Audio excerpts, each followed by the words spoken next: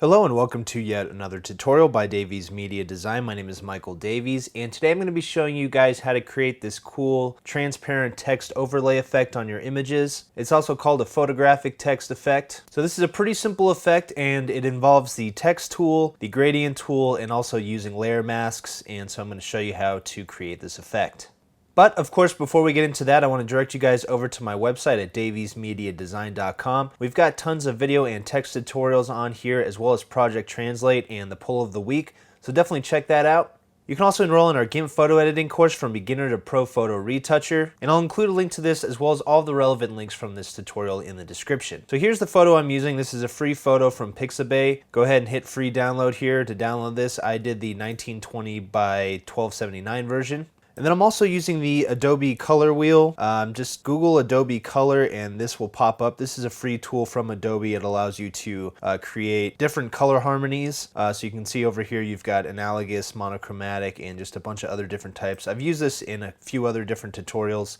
So this is just a cool, free, valuable tool for when you're trying to create color schemes. Alright, so I'm going to go ahead and open up our image. So I'll go to File, and in my case I'll go to Open Recent because I did open this photo up recently. And so here's our photo, and the first thing I did was I grabbed my crop tool and I cropped this to have an aspect ratio of 1920 by 1080. So you'll see I checked this fixed aspect ratio box and I typed in 1920:1080, and then I just clicked and dragged, and I have my center guides on, my center lines guides, so you can set those right here. And basically what I'm trying to do is just center up the girl here doing the yoga pose. And I have it just a little bit left of center, but I do have her fairly on center in terms of just being in the center of the overall image. And once I have this about center, I'll just click on here. And now we have our 1920 by 1080 image. The next thing I did is I grabbed some colors here to set as the gradient.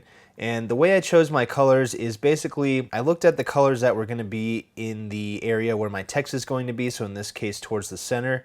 And you can grab your color picker tool and just sort of pick a color from here. So in this case I grabbed this light green and then copy this HTML notation here, and then come over to the free Adobe Color Wheel tool and then come over here and just paste that in here and hit enter, and that'll bring up just a color scheme here based on that color you put in. And so now it's kind of up to you as to which colors you want to add to your gradient. I went with the orange and blue because orange and blue typically goes together. So just come over here and copy this hex code and come over here and paste it into here. Click OK. And I'll come back to my Adobe Color and grab the blue color here and then paste that as my background color. So now we have our orange and our blue. And I'm in GIMP 2.10.2 by the way, so this is the latest version of GIMP. But I'll grab my gradient tool here and come over here and choose foreground to background RGB as my color. And then make sure the shape here is set to linear, or if you want to use a different shape, feel free to do so.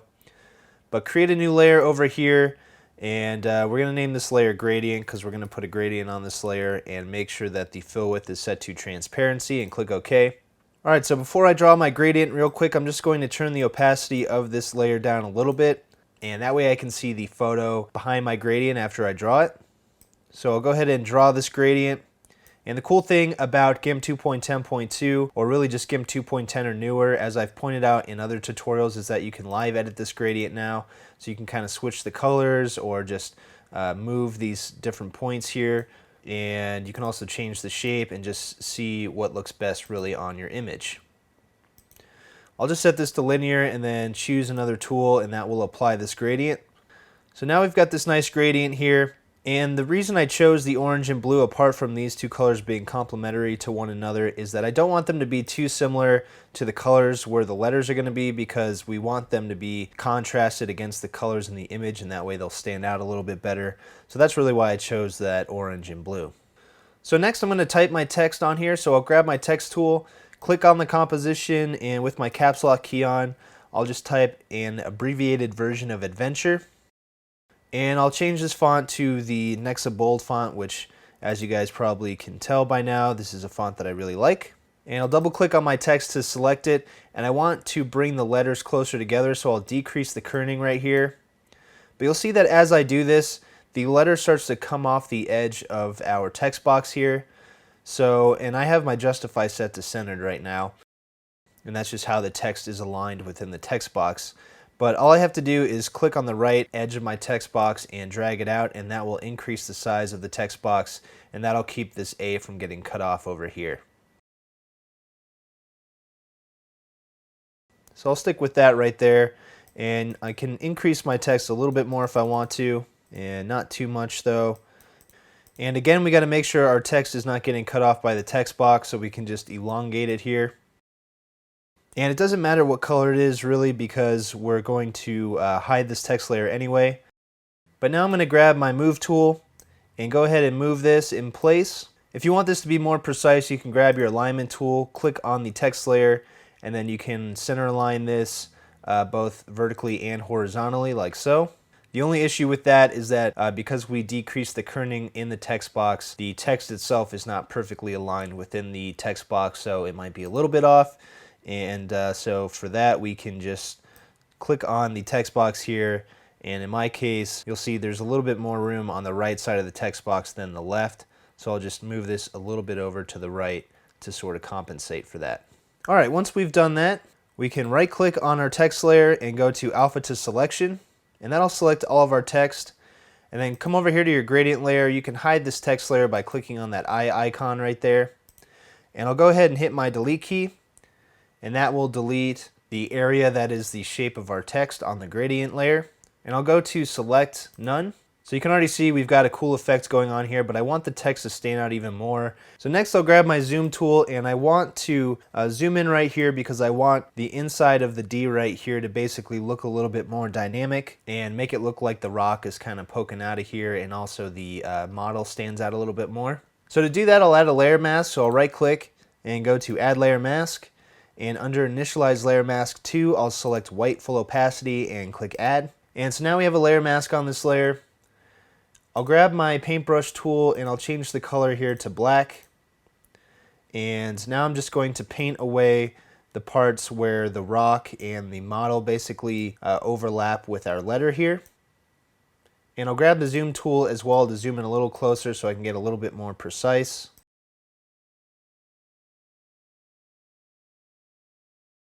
And I'll also change my brush hardness to a slightly softer brush here, just so that it'll feather the edges right here where I'm erasing this and help it blend a little bit better.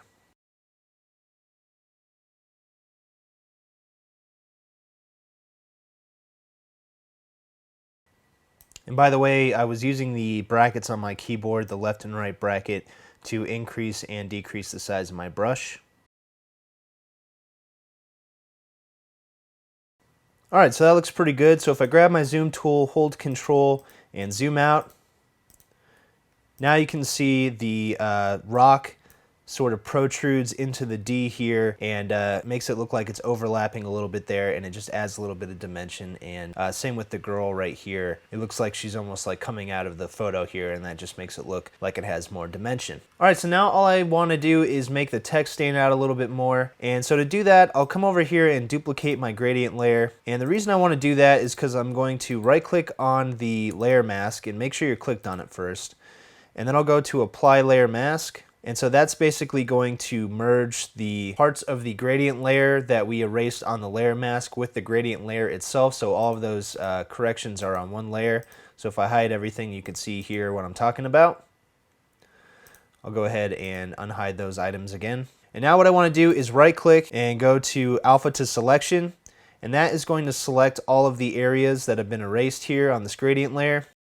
And now I can hide this gradient layer, and I'll grab the original photo layer here and duplicate that. And we could just name this adjustments. Alright, so now that we have our adjustments layer, make sure that the selection area is outside the text and not inside the text. You'll know it's outside the text if the marching ants from the selection area are going around the border of your image. If I hit Control I to invert this, you'll see that the marching ants are no longer going around the border, and that means the selection area is inside our text. So I'll hit Control I to invert that again. So you want to make sure that the selection area is outside your text. Now come over here to your image. Make sure your image has an alpha channel, which means if you delete anything on this layer, it's going to have transparency behind it. So right click on here and go to add alpha channel. and that will add a transparency layer to this. And once you've done that, hit the delete key, and now everything outside of the lettering on this adjustments layer has been deleted. So if I hide my original photo and I hide the gradient, you'll see this is all that's left right now. And I'll go ahead and unhide those again. And I'll go to select none. So now that we've deleted everything outside of the text on this adjustments layer, whatever image adjustments we make to this are only going to apply to the photo that's inside of the text and not to any of the photo outside. So I'll go to colors, levels, and go ahead and make some adjustments here. And again, the whole point of doing this is to help make the lettering right here stand out a little bit. So you're just kind of eyeballing this and doing whatever really looks best to you, but also really what helps make these letters stand out. All right, so that looks pretty good to me, and I'll hit OK. And now I'll go to colors, curves, and for those of you who have watched previous lectures of mine, you'll know that when you create an S-curve, it creates contrast. So I'll click in the middle here to create a point, and then I'll come down here and drag this down a little bit, and then come up here and drag this up a little bit, and every time I click on this curve it creates a node that I can then adjust. And so now you'll see that our curve here has an S shape, and here's a before and here's an after, and you'll see that that S shape is creating contrast, which is helping our text stand out even more. So go ahead and click OK. And the last thing I'm going to do is just come over here to our gradient layer and just adjust this gradient a little bit, just so it's not too intense. And then actually I lied, just one more thing. So I'll click on my adjustments layer, go to filters, enhance, unsharp mask, and this will just sharpen our text, and we don't want to overdo it, so we can kind of turn these settings down a little bit, and I'll go ahead and click OK, and there we go. Alright, so that's it for this tutorial. If you liked it, please subscribe to our YouTube channel at youtube.com/daviesmediadesign. You can also visit our website at daviesmediadesign.com. And you can also join over 300 students and enroll in our GIMP photo editing course from beginner to pro photo retoucher on Udemy. And I'll include a link to that as well as all of the relevant links from this tutorial in the description. So thanks for watching, and we'll see you next time.